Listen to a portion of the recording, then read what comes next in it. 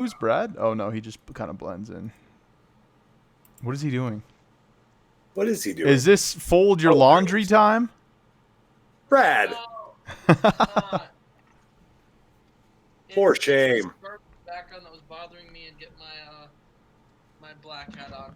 All right, we might have really long interviews because I'm kind of not feeling like editing these.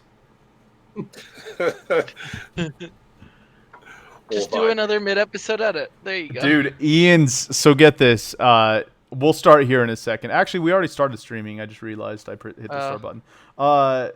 Yeah, we do that, Harry. Sorry. Surprise. Yeah, that's all right.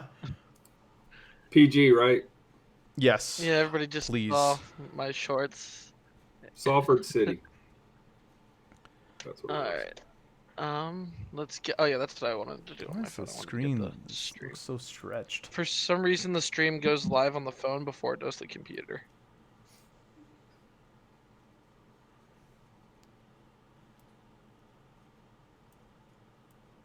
Yep. Yep. Okay. Thank you for posting the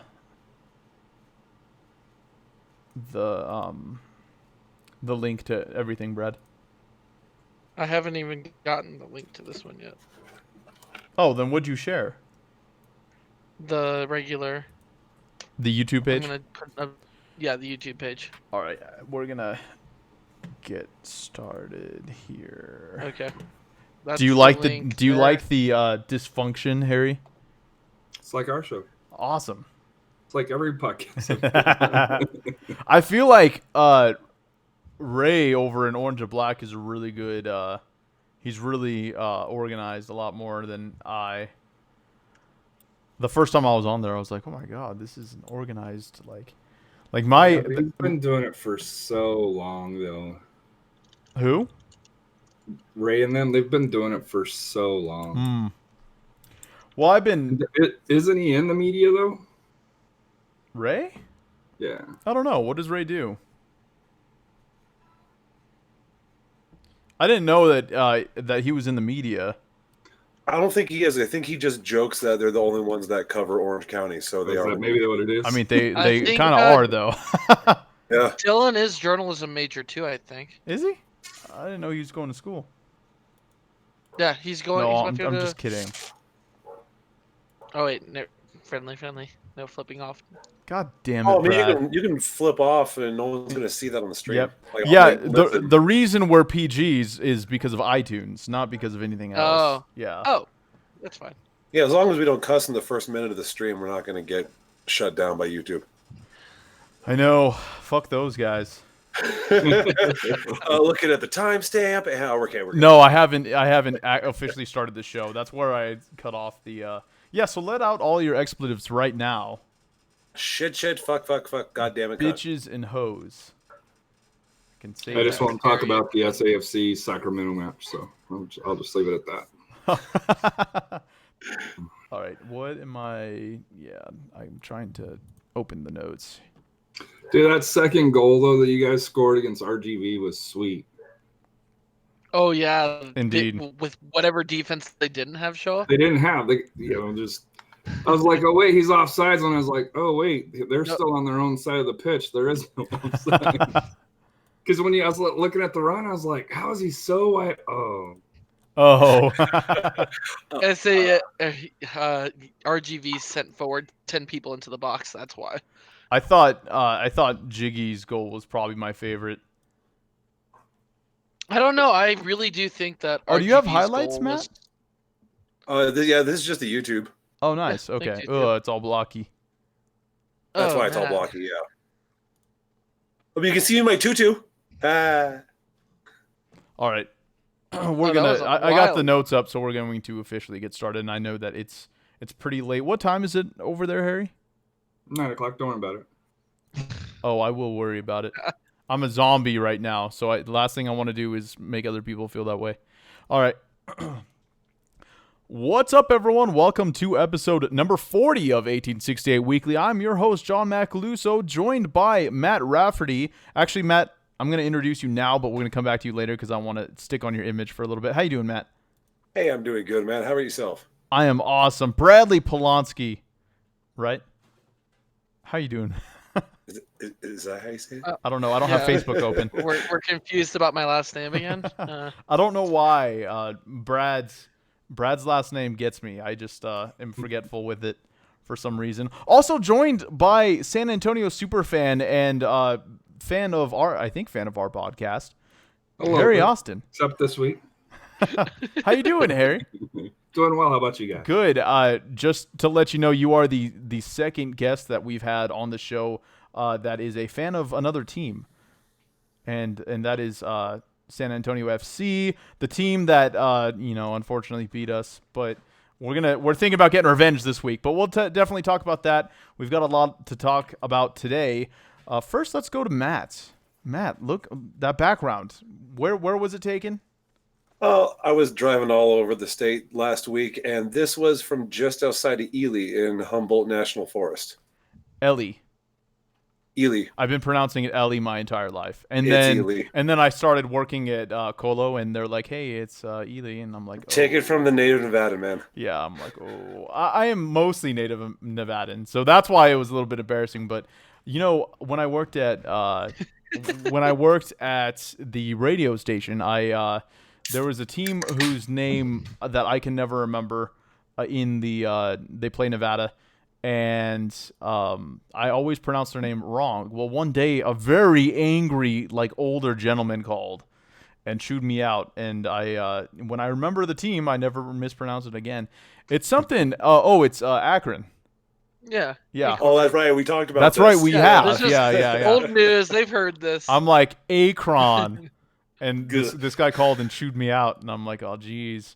I don't know who has the time on a Sunday morning to call me out on. No, I don't like mispronouncing stuff like Polanski. All right, so we've got a few things on the docket today. Of course, we've got Harry on the show, so we're going to be talking about some San Antonio FC, and it might also be because we're playing them this week. I'm not sure. Maybe. Yeah, maybe. So we'll definitely talk about them coming up on Saturday. We'll talk about the RGV match that happened on Saturday, just a few days ago. Today's Monday, right? So we'll talk about that. Brad, did you go to that match? Which one? The Rio Grande RG, Valley? yeah.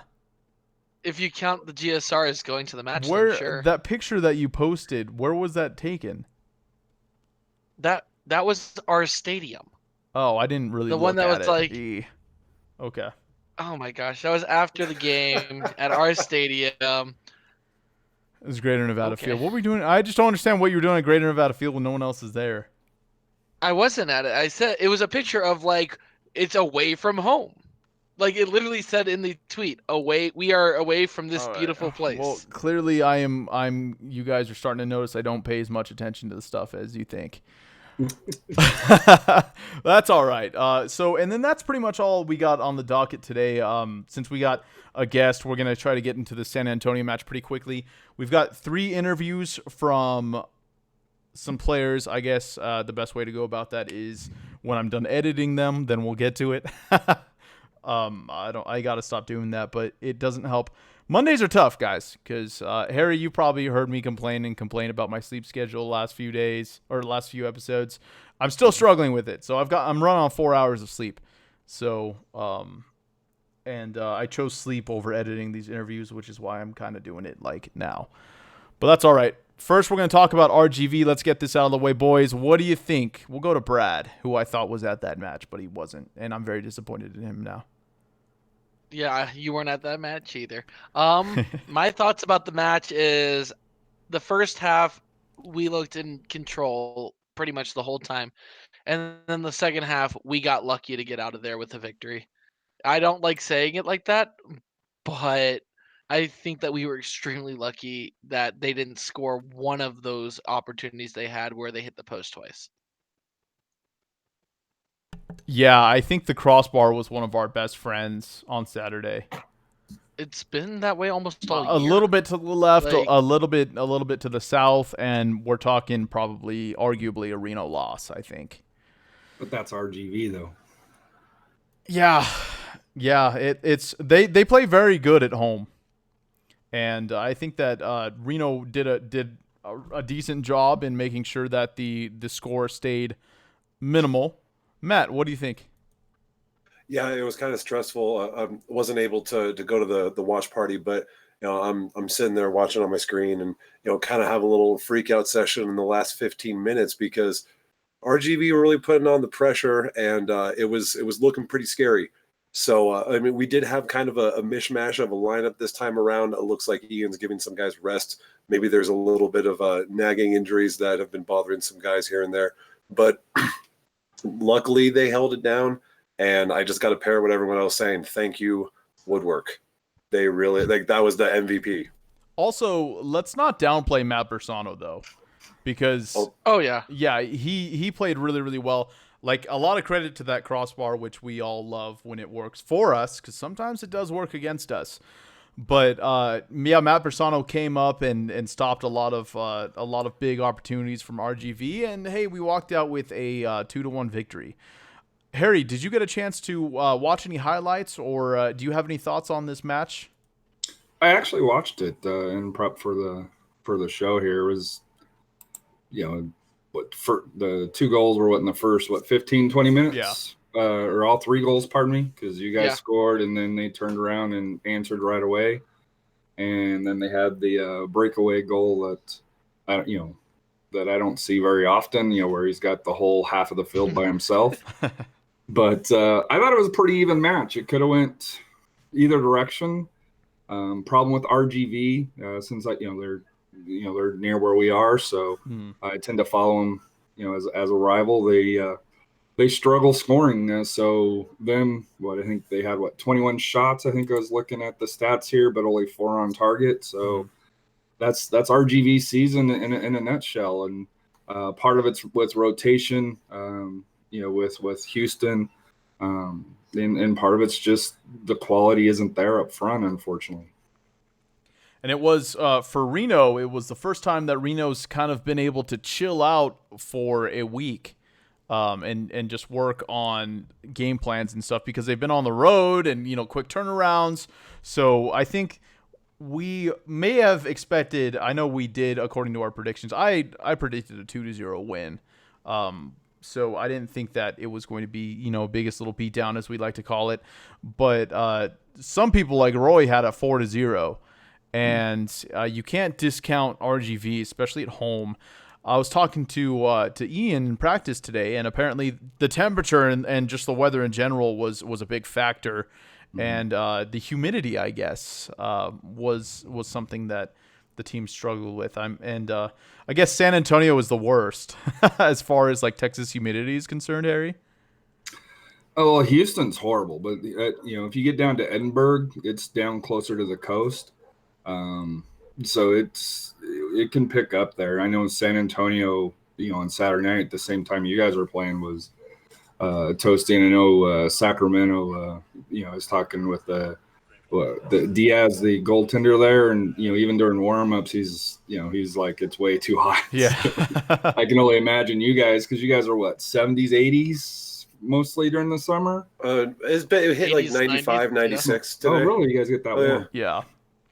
Yeah, but we don't have the humidity. Yeah, you got the dry. Yeah, so it's not too bad. And of course, Lake Tahoe is a 2-hour drive away. So 2 hours. Well, okay, I'm crawled? sorry. I'm thinking maybe even South Beach isn't that far. No, it's just a very long estimation, I guess. I didn't even think about it, Matt. Didn't even think about it, okay? I don't know what you want from me. All right. So just keeping you honest. Let's talk about Harry kind of brought up his, I think, favorite goal of this match. My favorite goal was the Janjigian Seth Kasipli connection. I thought it was gorgeous. Perfect cross. Perfect header, and I talked to Jiggy a little bit about it today. Just gorgeous. I mean, you can't ask anything more from a corner kick and a beautiful header from Jiggy. So that's my opinion. What about yours, Brad? Well, my opinion is probably the least popular one here. I thought the best goal of that match was the Arcio goal. All right, Matt, what's yours? That he scored in the 11th minute. Whoa, let me explain why. I'm watching this at the watch party at the GSR, and all of a sudden he gets the ball, and I'm like, okay, well, I see like 4 Reno players just sitting on him, you know. So he's covered, and I said to Deej, like, oh yeah, he's covered. Nothing's really gonna happen there. And then all of a sudden the ball's in the back of the net, and I'm just kind of like sitting there like, huh. And yeah, it was absolutely, I don't know where he pulled that out of, but it was absolutely one of the best goals that I've seen this season, period. It was actually really well played. You know, Harry, Brad is the only person on this podcast out of the hosts that has ever picked a team to beat Reno. And how'd that That's turn what out? this reminds me of. You were wrong. You were wrong. But it's just so disappointing. So disappointing, Brad. All right, Matt, give me some good news.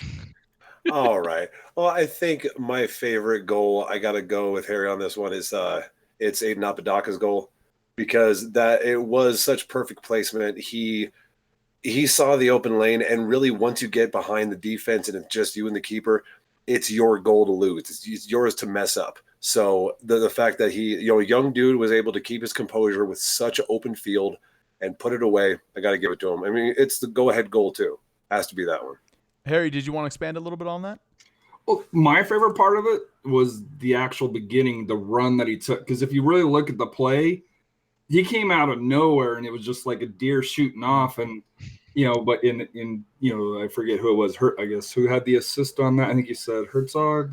Mm-hmm. Looking at the notes here, for him to be able to read it and lay it out like that, that was what has impressed me. Because once you get one on with the goalie, you're expected to finish it, and it probably was wasn't the cleanest on there, but as Matt mentioned, he kept his cool and got it in. But to have that creativity, to be able to see the lane, to be able to have that initiative just to start hauling ass, and as I put on Reddit, basically caught RGV with their pants down, because there was nobody within miles, it seemed like, that was going to catch him. That second half, though, kind of as we said, was pretty sketchy. But Brad, to your credit, the RGV goal was pretty sweet. It's just you can't pick it over a Reno goal. It's unacceptable. What is the podcast called? It's not RGV Weekly, sir. It's not other That'd be teams. down in the valley. That would be down in the valley. Sure, it's 1868 Weekly. You're lucky Harry's here. Otherwise, I'd have to get the paddle out. Oh, that's PG. All right, so I think we've kind of exhausted our thoughts on RGV. Is there any final point that you guys wanted to throw out there? I'll just throw out a final point. Getting a win on RGV, and I know everybody kind of dismisses RGV, but it's one of the toughest places to win at, just because it's in the middle of nowhere in South Texas, and I don't mean that as a disrespect, but there's not a lot to do there. It's the land of the orange seats, as I call it, because it's a half-empty stadium.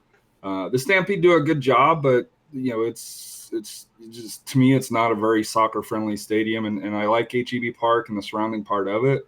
But if you can go down there and get 3 points, that's a hell of an accomplishment. And typically, the only teams that do get that are teams that can go the distance, in regards to that. I know San Antonio has been very lucky a few times down there, but this year we got rolled. So, I don't, even though RGV's down in the standings, at home they're very, very competitive. Yeah, I want to add on to that. He isn't wrong. Harry isn't wrong about how difficult it is to win there, because that's 3 tries. That's our third win, or that's our first win, down in Rio Grande Valley. The first season we lost. The second season was a 0-0 draw with an 8 a.m. start time That was for a funky the Pacific time, Coast. Mm. Yeah, 8 a.m. Pacific Coast start time. April, super windy. So getting a win in the stadium is a first for Reno. So, all right, Matt. Yeah, Harry, you mentioned that it's not a very soccer-friendly stadium, and it's a shame, because it should be. The way it's set up, it's got the nice high rake, it's got the roof, the field. It looked pretty bad, but it has the potential to actually look really nice. And honestly, I would kill for a stadium like that in downtown Reno. The reason why I say it's not is because it's not enclosed. And Oh, I'm one okay. where I like to be next to the action where you're up and they got the suites down. To me, it reminds me more of a football stadium down here. Yep. That's what I mean by that. It's a great facility. Don't get me wrong, but especially if you're talking like 5 to 10,000 people, which is what they should have. I'd rather have kind of like a Toyota Field or where it's you're close and on there as opposed to being up and more distant. That's what I mean by that comment. Okay, that was the point I was going to add on to, is that I hate the fact that the suites are down on the field. Correct. Especially because no one's in them. No one ever uses them, and it just looks bad. That's the problem. I think like the field is gorgeous. I was very impressed. I was impressed with the commentators actually, and I felt that way about Orange County as well. But for some reason, it just slipped my mind. I meant to say it on the show. Some USL. I think I spent the last couple years because. Harry, I wasn't really a fan of the USL until Reno came about. So the last few years, I've been very, very unimpressed with commentary. But I feel like this year, there's almost been a step up in the West. Orange County has really good commentators, and I felt the same way about RGV. So well done to the staff at over there in the Valley. And that's all. Oh no, it's okay, Brad. Go yeah, ahead. no, I'm sorry to interrupt. I hate to break your bubble here, but I'm pretty sure most of the commentators, minus teams like Reno, I know we have our own in-house commentators. Most commentators are commentating at the USL offices in Tampa. And and I think that our commentators for this game were no different, especially because at the beginning of the game they thought Reno was the team wearing orange. And I must have completely missed that.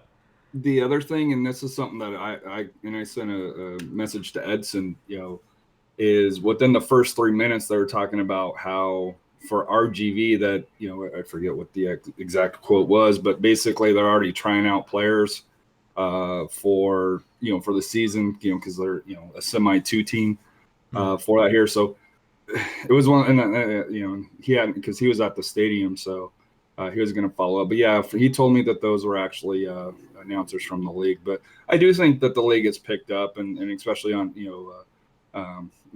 you on the league site there, they are trying to improve, and I think they have to, because you're on ESPN Plus, you're on a higher platform. They're trying to get a negotiated deal, hopefully not with Flow Sports, but. Please, God, keep ESPN Plus. The Flow Sports, God. Well, if anything has come out of that, it's the great memes, so we can at least appreciate. But I don't even know where it came from. That's the silly thing about this is nobody knows where. I can't find any actual reporting of Flow Sports other than they want their hands on MLS. That's the big one, but.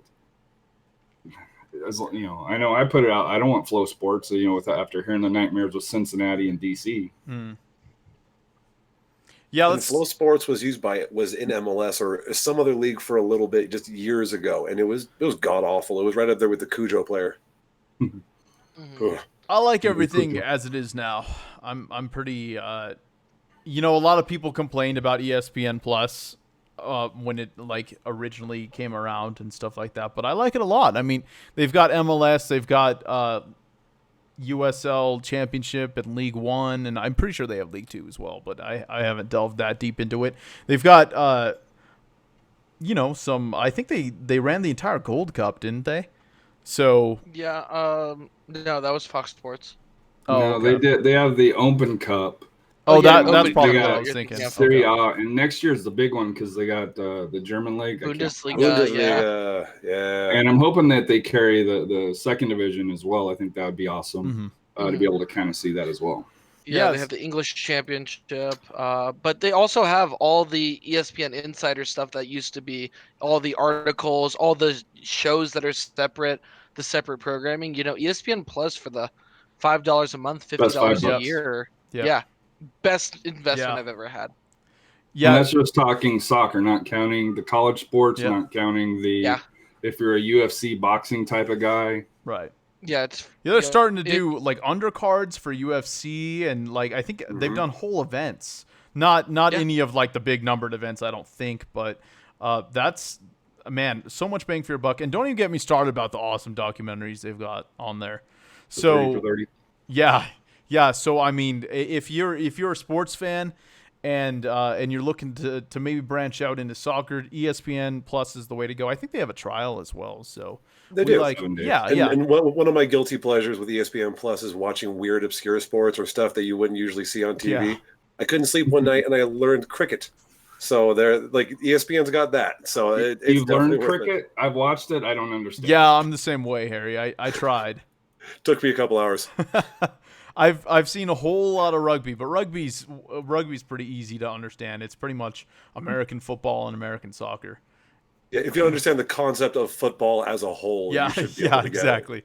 exactly. Well, All right, Harry, you had something? I was gonna say I've reached out to Napoon, Sock Takes, to say, hey, what you should do is do like a little preview, like a little YouTube show on saying, hey, this is what cricket's about. So for us, because it's on there and you watch and you're like, hey, this is kind of interesting, but I have no clue what the hell they're doing. Yeah, I got to tell you guys, I love baseball, so I probably don't have the attention span to learn something that's kind of similar to baseball, but not baseball. You know what I mean?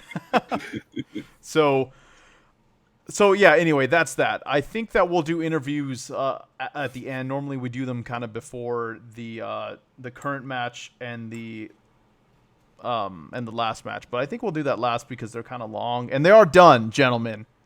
Yes, I edited them during the first 20 minutes of the show. Let's talk about actually, you know what, Harry? I'm going to give you the floor because we're going to go into talking about San Antonio FC versus Reno 1868 FC. But I kind of want to know what's going on in the world of San Antonio right now. So for San Antonio, we came off a 3-2 loss to Sacramento. They fell behind 3-0 on 3 set pieces. So you guys scoring on the corner has me worried quite a bit because that's how Sacramento got ahead. They fought back. We actually scored 4 goals, but only 2 counted. One, the ref said it will cross the end line, which, looking at the replay, can't really tell. And then the 4th goal was took back on a soft foul in the box, we'll say. So it was I think the red team went home with the biggest loss or the biggest booze, we'll say here. But Sac won. They converted their chances. So that's the part that has me worried. You look at the history of San Antonio and Reno, especially in Reno, it's not pretty as a San Antonio fan. Biggest memory I have is Diego coughing it up right to one of your guys and just putting it back in and just like, he just knew it was bad. The one concern, I know you guys had him on the notes, Frank Lopez, but he actually left the last game with maybe a slight injury. I don't know how serious it is or anything, but he got subbed out. So that's possibly a favor for you guys because during one of the fouls one of the injuries, he went up to the trainers and was talking about his thigh. But like I said here, and then he was subbed out shortly after. So I don't know if that's precaution or not. So that will be kind of one to kind of pay attention to because they are a different team with Frank Lopez in. Not that Guzman's bad, but he doesn't have the speed. So it'll be interesting. If Frank's not in there, I think it's a little bit harder for it here. But they're running 3 in the back. So like I said here, I look for a competitive match. I'd be happy with a tie. I don't know if I'm brave enough to go on a predict a win on the road just because the history says no. But when Sacramento came in, the history said 1-0 San Antonio, and well, as we saw, history was made, and as you guys saw, history was made in Edinburgh. So maybe there's a first. There's always a first. And that's what concerns Reno players, I think, or Reno fans rather. But let's kind of go in a little bit into the history of the team. Actually, Harry, if you don't mind, I'm going to let you take this as well because you're definitely very good at on Twitter and everything throwing out the history between teams, and you just did right now against Sacramento. So what's the history like between these two teams? You guys have won all of them, right? I don't know if outside No, of it's the one that actually we won. Oh, We got it's it. actually 3-0-2 for us. Yeah, we got it in the notes there if you want to take a look at Oh. that. Yeah. So, but in Reno, you guys have swept it up, right? So I don't think we've ever won in Reno for that here. So it's in last year, I think you swept both of them, correct? I didn't bring that up here. I apologize. Yeah, no, I did not mean to Throw me off here. Yeah, no, that's my bad. I should have warned you about the notes. But yeah, Reno I guess has a pretty decent history against San Antonio FC, but only by a win. I mean, 3 wins, 2 losses. The last one, of course, being that 3-2 loss in San Antonio, which we talked a lot of trash, I think. But y'all came out on top, and I had to. Luckily, I didn't have to change my logo for that. But but it's funny. I think if I were to make this bet and Reno were to turn out the worst, I would probably just take the orange and black logo and just switch a few colors. But Yeah. I think Black the and reason white and why, red. I think the reason why I think that Reno's won so much is San Antonio beat them 4-0 at the very first one. But that's when you guys had just started and you guys got off to that super slow start. We were first. terrible. yeah, we're pretty rough. But since then, the later in the year you beat us 2-0, beat us again the following year 2-1, and you came to San Antonio and roughed us up 2-0 as well. And then of course this year you guys were up 2-0 to start the game, and then we came back with a goal right at the half or right before the half with Guzman, and then we had the 2 academy kids, Bryant and Gallegos. So score, a couple minutes apart for that here to pull out the win, and a much needed win at that time because Coach Powell's seat was a little bit warm. Still probably a little warmish, but we'll see how the season folds out. Right. And how about some players that we should be watching out for? We have 2 here, but you probably have a little bit more insight on players that might do damage to us on Saturday.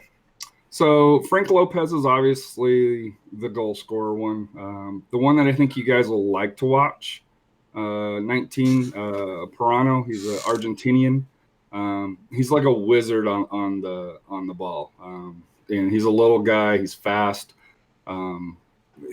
He's just super creative, and you could see where he's got the potential if he can learn to pull the string on a shot, especially from distance. Because in my opinion, he kind of holds the ball a little bit too long, but he can go up through the midfield and find ways out of coverage that you wouldn't think he would be able to. Defense, it's led by the captain Pekka. He scored his second goal last week, first goal this year.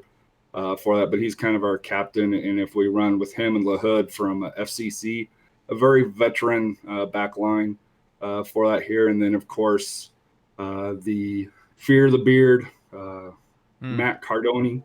Hair's starting to get long, season's getting long here, so he'd probably fit right in Portland, I guess up in Truckee, from my knowledge of being up there I guess it's been 20 some years.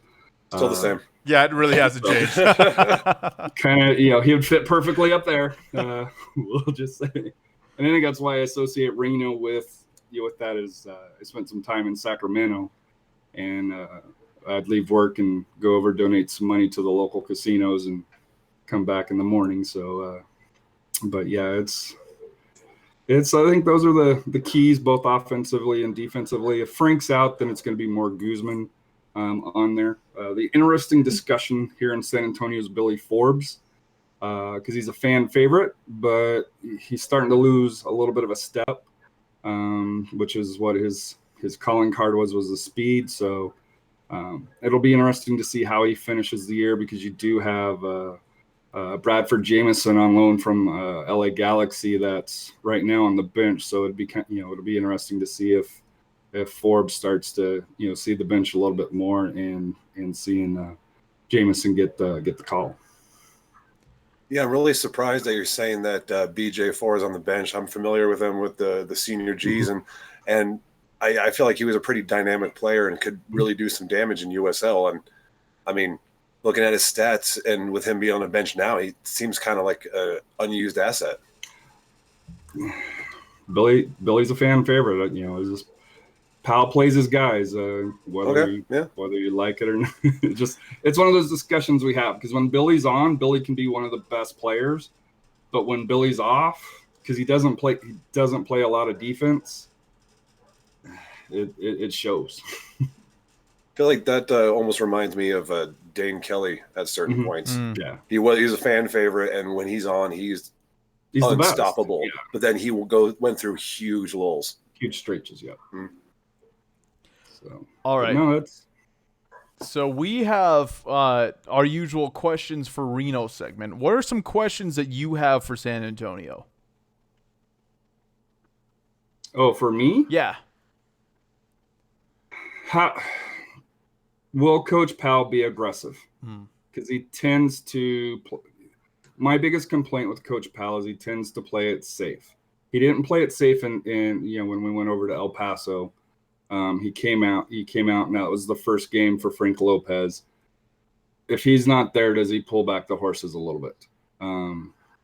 That's always the question, because it just seems like, and I know you play for the point on the road, but there's times, especially where we're 12th in the standings, and I know it's all bunched up, but you still gotta try to push those 3 points. Yeah. All right, we're going to go into the Reno side now. Thanks, cool. Harry. Appreciate it. Guys, who are we looking out for on Saturday to make a big impact for Reno? We'll go with Matt.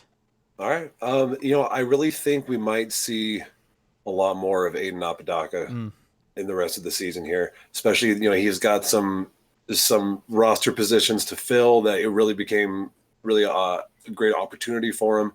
And he really showed that he can work well. Like I was saying on Reddit, the pairing of him and Herzog is incredibly dangerous, considering how many through balls they're getting, how many over-the-shoulder balls they're getting that just laid on the platter every single time by Seth, by Mendiola. Seymour's getting in there. Brent Richards is whipping in all kinds of early crosses for them. And I love seeing that. And if we're going to go into questions again, are we going to see more from Aiden, and is he going to give Corey a run for his money? All right, Brad, how about your thoughts? All right, so my question for Reno this week is simple. Can Reno continue to get jiggy with it? Thomas Janjigian has been in the lineup for 2 weeks in a row, kind of replacing either Emra 1 week, but also really replacing Zach Carroll. Zach Carroll hasn't been in the lineup 2 weeks in a row now.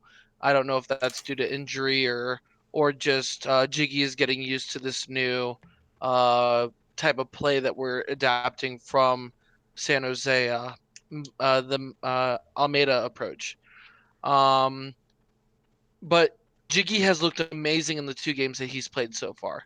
So with that said, is he going to get more playing time? That's kind of my question for Reno this week. My answer for the Zach Carroll thing is they're resting him. Okay. Yeah, he's being rested. So I double-checked on that today. Because I know we were talking last week. I was like, I wasn't talking to you guys. I was talking to Mike Stephenson over at Colo. And he asked me, where's Zach been? And so I asked them today, and they told me that he's just been resting. So he deserves it. He was the Iron Man in the first half of the season. He really did a large part in getting Reno to where we are in the standings now. So give him a little bit, and we're not going anywhere anyway. So, give him a break. Why not? Well, up until a couple of weeks ago, Duke Lacroix and Zach Carroll were the only 2 players to play every game for Reno. To start every game for Reno. At least that's what I was told. So, and you guys know that I'm a big Duke Lacroix fan. I think the player that we're going to look out for is going to be Seth Kasipli. I think ever since he came back from his injury, he's been contributing a lot. I mean, he's always been a huge contributor, but I think that he's going to really put forth another gear this week. And in my predictions, I'll actually have him scoring a goal. So I'm feeling that sweet spot, Harry. That sweet spot just on the top of the box, right in the middle. But we'll see. We'll see if that happens, huh? I have a question for you guys, though, as far as questions for Reno. It seemed like in the RGV match that pressure was affecting you guys with the turnovers and stuff, and the broadcasters made the same thing.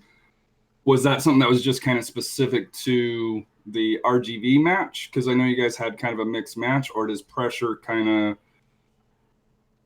you guys turn it over a little bit more if the teams kind of pressure you in the back?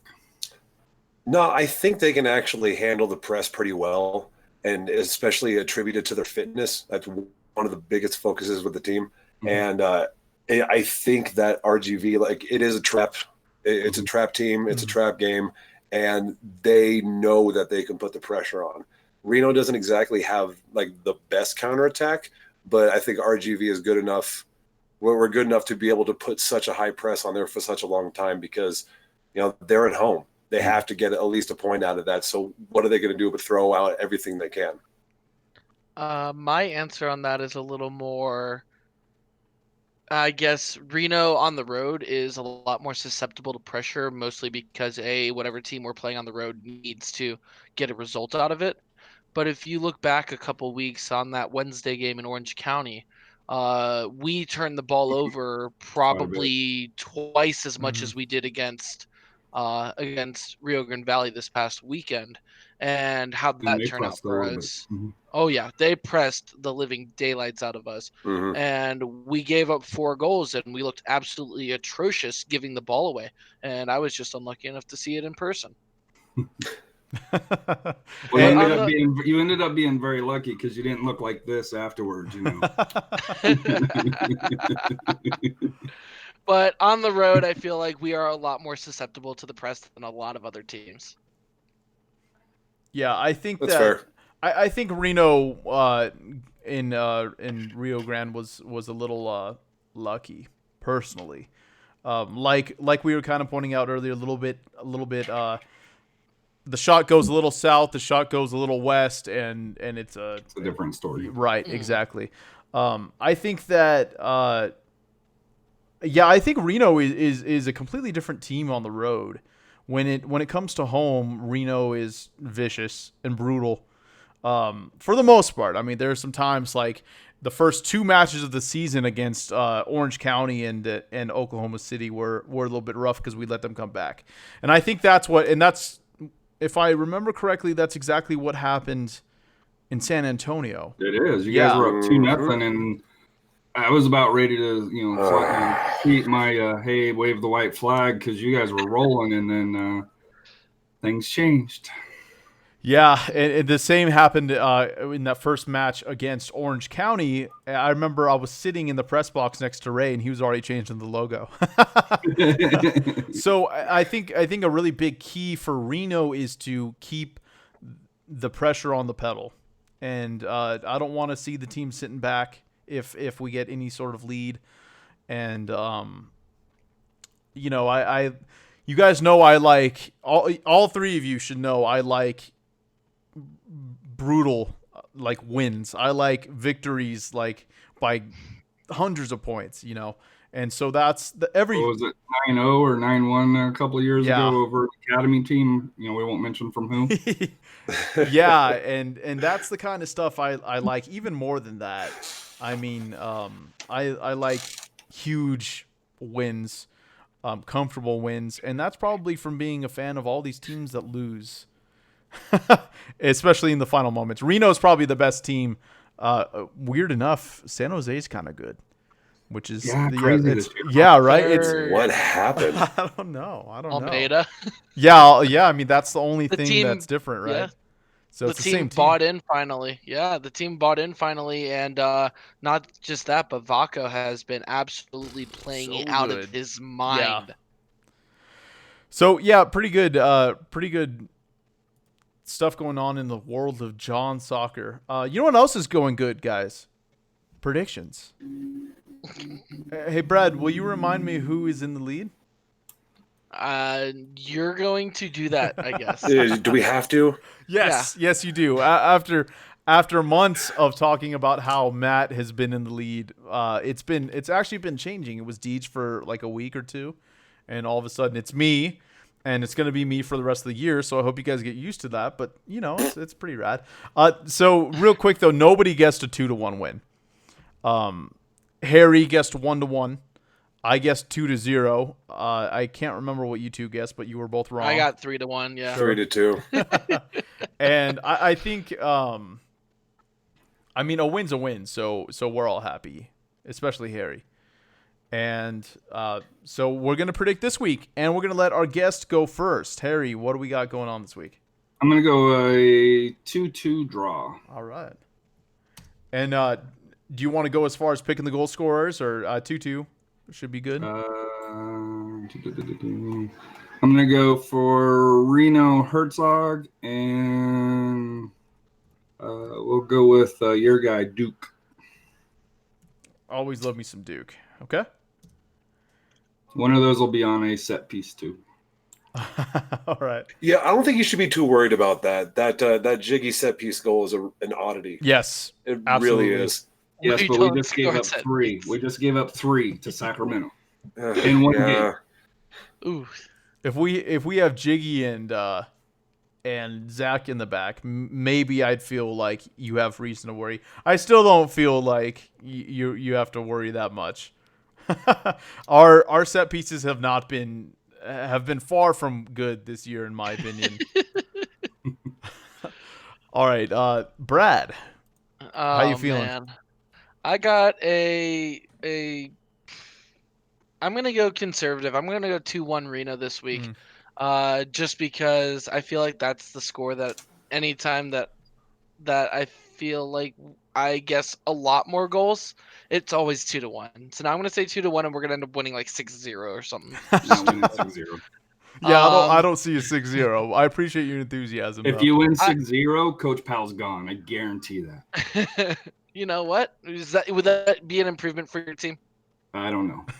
Okay. Make Well, it then happen. Had you said yes, I would have said, oh, then it's going to be only 5-0. 5-0, As for the goal scorers for me, I want to see Aiden score again, and I really do want to see Corey get that hat trick, but I don't think that hat trick happens this week. So yeah, Aiden and Corey. we're on you, Corey. You got to get this hat trick. Not this week, buddy. All right, Matt, what do you got? Okay, so in order to piece everything together that I've been talking about, I was going to say 2-1 Corey and Aiden, but can't do that now since it's the exact same thing, and I'm not splitting points with you. So I'm going to have to modify it a little bit. It's going to be 3-1. Damn it. Same as the previous goal scorers, but there's also going to be Lindo.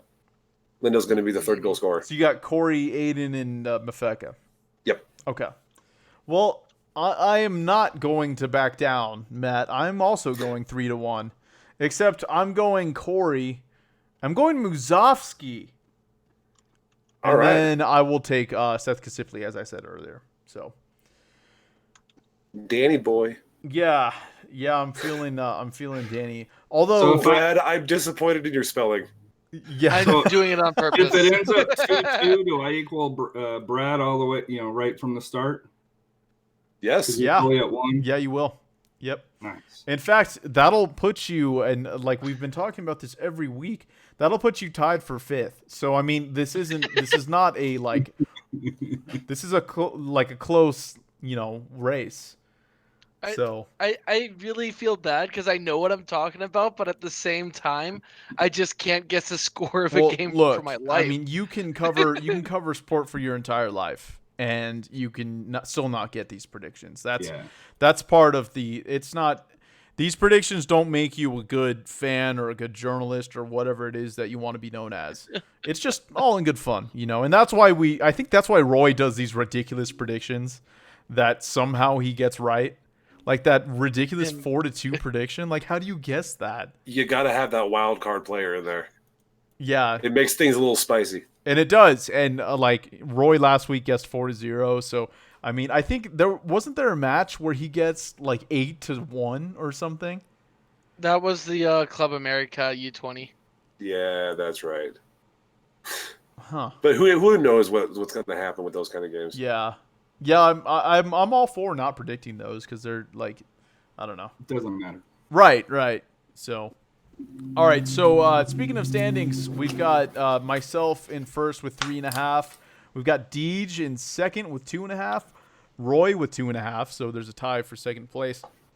And then Matt, who has not scored a point since like week 2, and he's in third place with 2 points. He's I'm a playing the Tulsa- long con. That's what I'm going with. I thought you're Tulsa. You know, you had all those points early, and then you can't get any points now. Oh Yeesh. no! Ouch. Oh, my neck's getting a little What rough. was, Oh, crap. what was their final against Oklahoma City? I know that was their rivalry I match. think they did win, right, or tied or something. Oh wow!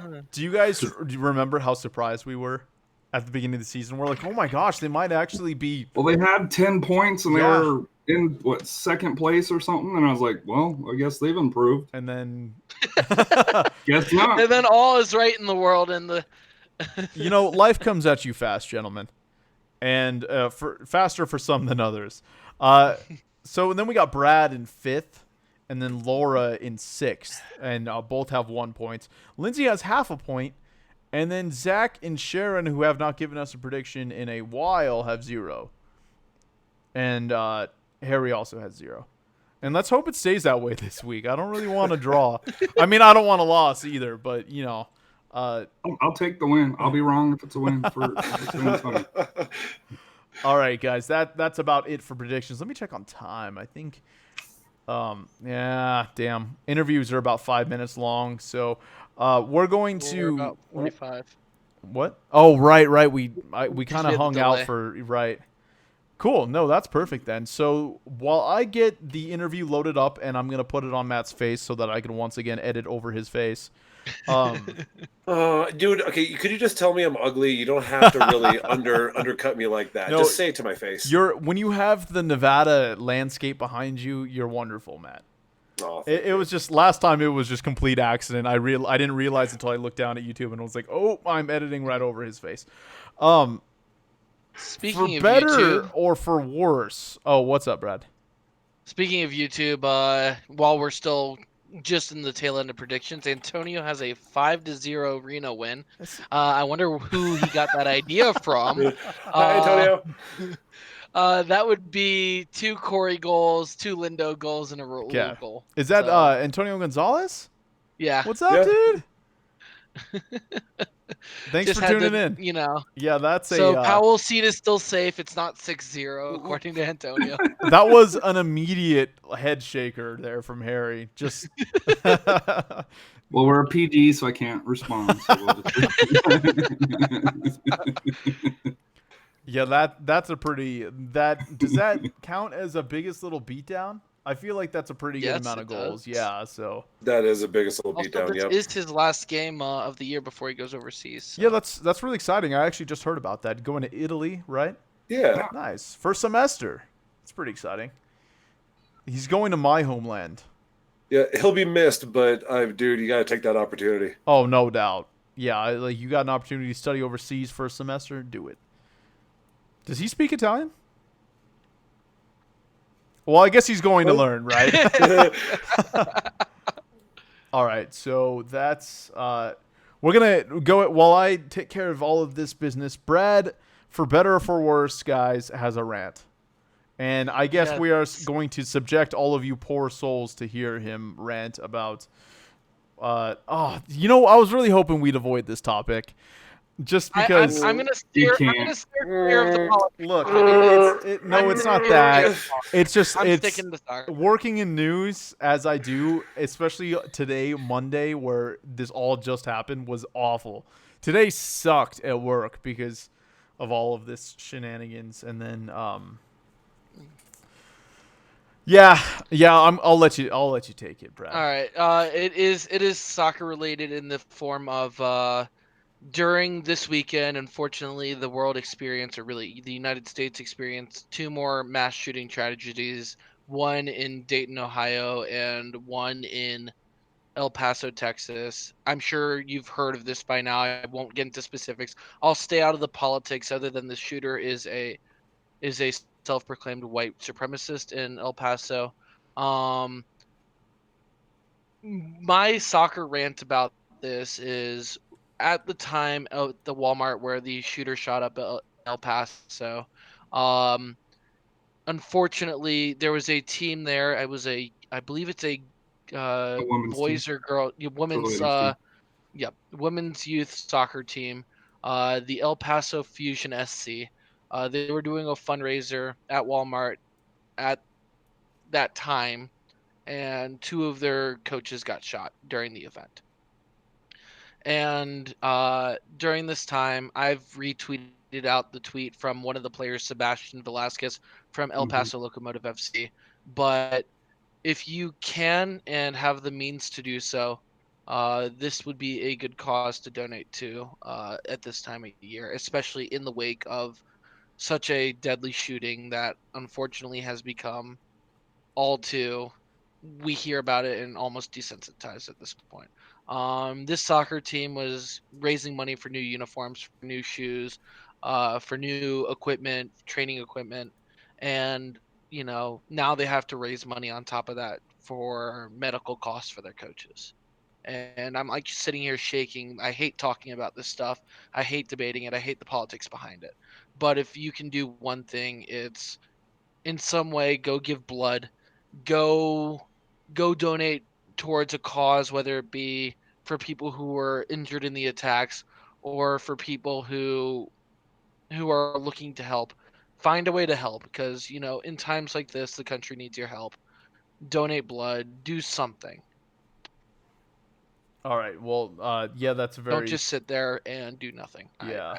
No. It's not that. It's not that I'm like against sharing it or anything. It's just that I've been hearing about it all day, so it gets tough after a while, So. Yeah.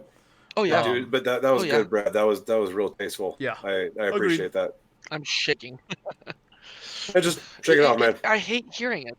Yeah. Oh, I hate hearing it. Well, like, unfortunately, this is probably not going to be the last one. Like, let's be honest with each other here. So, I mean, I guess what we can do is work towards making change and hang in there together, All right. Absolutely. Do we have anything else that we maybe want to talk about that's a little bit more positive? I don't have the notes in front of me, but Matt, usually you have something you want to talk to going on in soccer. Yeah, I have a couple things actually. First of all, there's been a pretty decent tifo from Fresno against when they played Vegas. I don't know if you guys ended up seeing that. The deployment was not awesome, but the actual execution of the tifo is not bad. Let me see if I can switch on over there. And yeah, it's not an awesome unveiling, but still, like that's some decent craftsman work right there. Like, I appreciate that. So I mean, it's always fun to bag on the lights. So got to throw that guy out there. And secondly, is we have the newly named Copa Marijuana or Copa Cannabis, depending on what. Yeah, somebody mentioned in USL Pro that they wanted to do a kind of cup between all the teams and states where recreation is legal. So, and we are way in the top. That is really stupid, but I like being the winner of things. I love stupid little championships like that, like the USL Championship belt that went around last year. That was a ton of fun. Oh, yeah, right. Yeah. Or like the imperialism maps. Like this is the kind of content I really enjoy in USL because we have fun. We don't take it too seriously. I think let's do random thoughts and then we'll run these interviews and then after that we'll do social media and get the heck out of here. So Harry, we're gonna let you go first. Do you have any random thoughts? Yeah, and just my random thought is if you got family, loved ones, just tell them you love them. Just I was in Denver at the time Columbine happened, and we were like, oh hey, that's major. Things are gonna change. 2 weeks ago I was in El Paso. I drove by the place there. and like I said, I'm sure we all know, individuals with eighth notch and the supporters groups and stuff like that there. So my biggest thing is take your son or daughter out to the soccer field and kick the ball around, have some fun, enjoy time away, break away from social media, because I think that's the biggest thing we need to do is, I know you mentioned it's all day in your job. It sucks having to come home and, it sucked, driving home from the game and, having to tell AJ, Dad, I heard 14 people died. And I was like, no, it was 20. And, that's, as a parent, there's nothing worse than that. And, but the fun thing is I told him, hey, when you get up in the morning, we're going to go kick the ball. Cause that's the important thing is trying to make things change for the better. And soccer's a great uniter. Nothing better than being out on the pitch on, first thing in the morning when the grass is still wet. So just give your kids love. And like I said here, go out and kick the ball. Like I said here, helps burn a couple of pounds off that I need. Maybe you guys don't, but I certainly do. All right, thanks, Harry. Appreciate it, man. Yeah, tough times for many hearts and hearts. I'm not a thoughts and prayers guys, but we really I really care for fellow man, So, random thoughts. Let's go to Matt. All right. Going along with the theme of living your life and doing what you want to do and being happy is like I mentioned where I got this photo. I've been driving all over the state, and it was one of the rare long drives where I have to do it by myself. Usually they send us out in pairs, safety and all that kind of stuff. But I was able to really enjoy my scenic backyard, and enjoy whatever like nature has provided me, and that I'm able to just kind of zen out while I'm driving and just check out Nevada. So I guess my random thought is just everyone encourage everybody to get out, enjoy the outdoors, explore, go places you've never been to, because I guarantee that there are a bunch of jewels just a couple miles away from you that you've never been to, just because you haven't gone out and looked. Mm-hmm. So go out, enjoy the outdoors, live life. All right, Brad, what you got? All right. I got two things. One of them is an actual random thought. The other one's my beer suggestion of the week. So the first thing is my random thought is I'm going to make a kind of promise to myself this week to use my other subscription service other than ESPN Plus and watch the new documentary This Is Football on Amazon Prime. It looks absolutely incredible. It follows anything from the Blind Football World Cup to the Iceland national team from this past World Cup. I will let everybody know next week what my thoughts are on at least the first couple of episodes, but it looks extremely good, and I would already recommend it just to anybody who loves the sport. The second thing is I splurged on myself this week and bought myself, let's get into frame. It's called Trip of the Woods Barrel Age Series. It's part of the Bigfoot Barley Wine series from Sierra Nevada. This beer is aged anywhere from 1 to 3 years. It's a mix between 3 different beers, all barley wine that are aged in oak barrels for 3 years. You can taste the oak in it. It is very good. It is a deep flavor, and it is definitely something that I would recommend. Go spend the $7-8 on this. What is it, like 1.9 1.9 ounces of beer? It's a big bottle of beer. It's perfect for sharing with people, or if you're myself, just drinking over 2 days. Where'd you get it? I got it at Rayleigh's. Okay, cool. So you can get it pretty much anywhere. It's really love Sierra Nevada. So how does it compare to the regular Bigfoot as far as just being a beer? Because I've been collecting in like the last few years for tasting flights each year. So I was just wondering how it compares. It's richer. It is much richer. You can taste in this one more the oak barrels. It's just rich. It's a very good beer. It's also 12%. So All right. So it'll make you happy quick, is what you're saying, and it tastes good. Very That all happy sounds great. All right, so my random thought is it actually is random, I think, and that's I went to practice today to talk to some of the players for 1868, as you guys are going to hear from in a minute. But after practice, I ran into the head coach of TMCC Soccer, and it's a brand new team, the men's and women's. And so long have I thought about extending our coverage to not just 1868 soccer, but local soccer in general. So I'm talking the Coyotes, and I'm talking TMCC soccer, men's and women's, and then maybe even UNR soccer. I'm more inclined to give coverage to TMCC since they're going to be brand new this year, and they now have, like, their athletics department. So that was kind of cool. We chatted a little bit. I talked to him about how I wanted to cover the team maybe, and we'll see where it goes from there. And that's my random thought because, in my opinion, that was a very random thing that happened. And it's pretty rad. I think the more that we can do for our local soccer community, the happier I am. And yeah, that's that. Pretty quick random thought for me this week. So let's go ahead and jump into interviews, guys. These are kind of long this week. I did a joint interview with the guys over at Channel 2 News. So when that happens, there are usually more questions asked. So there is Jen Jigian's lovely mug, and the dude does not smile. So here he is.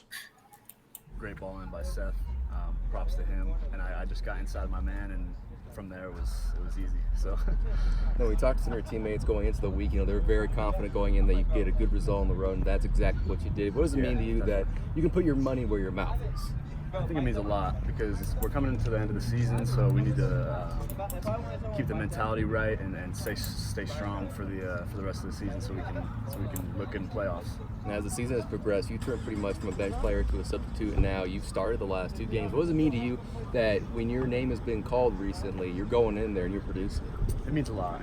I'm glad I'm getting the opportunity again because I haven't got much playing time here in the past. I mean, last year I got a lot, but this year not so much. So I'm glad to get some time and glad to be producing goals and other things. So Finally getting that win in Texas. How does that feel, especially with a revenge game with San Antonio coming up? I felt great. I think it's good for us to get that win because we need to kind of have a good mentality and our good head going into the playoffs. So I think it'll be good. RGV, you produced, the team ended up coming out winning, but what are some things that you think the team can improve on before Saturday? I think maybe keeping the ball a little more. I think in the second half we weren't really keeping the ball so much against RGV. I think we can kill the game a little more and not let them come back so much in the game. Are we planning another 3 goals on Saturday? I'm hoping for it, but we'll see. We'll see.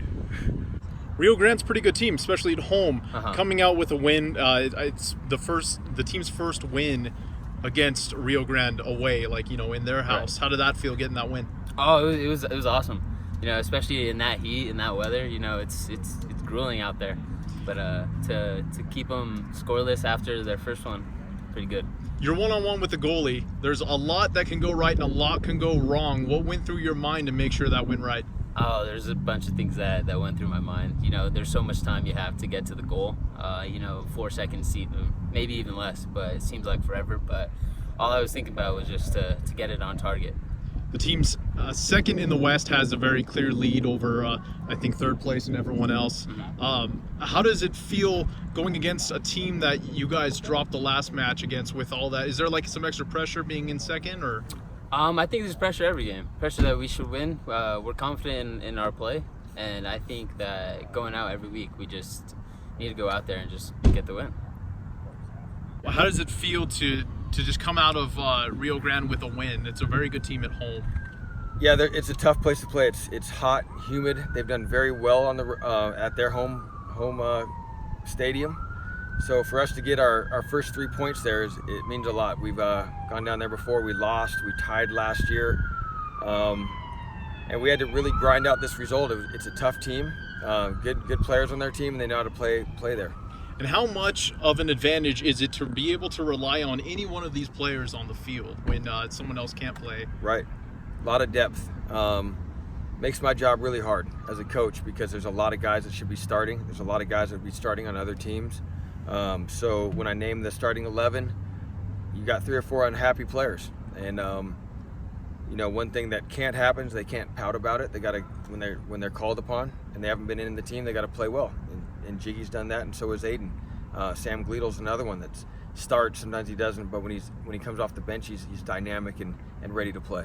What went right and what went wrong on Saturday that you can take into and improve on going into San Antonio? I think what went right, obviously scoring 2 goals in the first half. I think we should have kept the ball better in the second half. I think we gave the ball away cheaply too many times. And when you're under pressure, when you're getting pressed, you can't panic. You still got to try to play and wear them out with your possession. I don't think we did that very well in the second half. All right, that's that. I'm muted. Not anymore. That's that, guys. Some pretty good interviews from the 3 guys. We are running very late, gentlemen. So we are going to sign out, starting with Harry. Harry, tell us just really quickly about the podcast and let us know where we can follow you and where we can check out your stuff. Yeah, so I'm on the San Antonio, Texas Soccer Show at SATX Soccer on Facebook or Twitter. Me personally at RAMINCOL. I don't post very much, so don't listen to any podcasts or anything like that. But no, it was a pleasure being on, guys. Thanks for the invite. Hopefully we can do this again next year or in the playoffs when you guys come to San Antonio. If it happens, I'll travel, man. I think I'd really like to have you on for a show where we're not competing against one another. So in a potential playoff show, I'd love to have you back on. How about you, Brad? You're using Twitter. Yay! I was about to say that you literally took that from me. You can find me newly revitalized on my Twitter at PalOnTheSky, on Reddit at u/PalOnTheSky, also one word. And I want to thank you, Harry, for joining us this week. You're very knowledgeable about the sport, so you're one of the better guests that we've had. Yep. Although we've only had like 2 other guests.